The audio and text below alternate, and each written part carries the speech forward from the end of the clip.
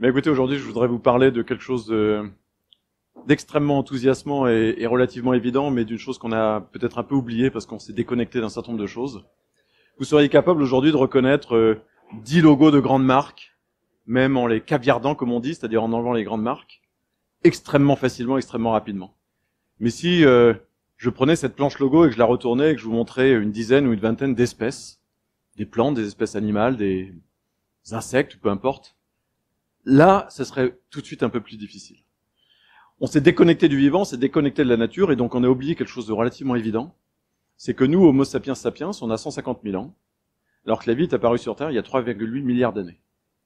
Et donc, la grande idée, à la fois extrêmement ancienne et extrêmement moderne aujourd'hui, c'est de reprendre contact avec le vivant, de s'en réinspirer pour développer des modèles de résilience pour la planète, certes, mais surtout pour l'humanité elle-même. Ça s'appelle la bio-inspiration ou le biomimétisme.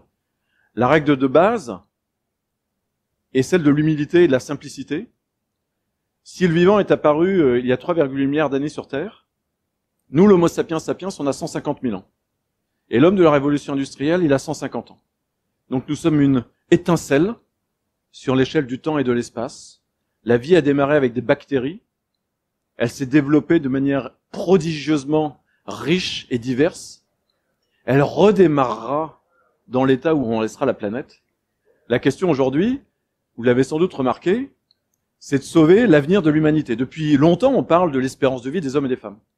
Depuis quelques années, Stephen Hawking a lancé les hostilités, on parle, et c'est la première fois de notre histoire, de l'espérance de vie de l'humanité.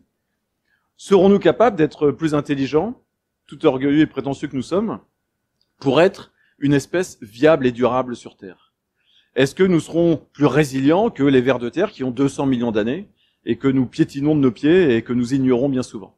Donc le biomimétisme, c'est s'inspirer du vivant, c'est s'inspirer de la nature à un niveau, à multiples échelles, au niveau des molécules, mais au niveau aussi écosystémique, pour voir comment on peut s'inspirer de cette résilience, de ce développement durable qui existe tout autour de nous, qu'on n'a pas à inventer, pour passer de la pédagogie du pourquoi il faut qu'on change à la pédagogie du comment il faut qu'on change.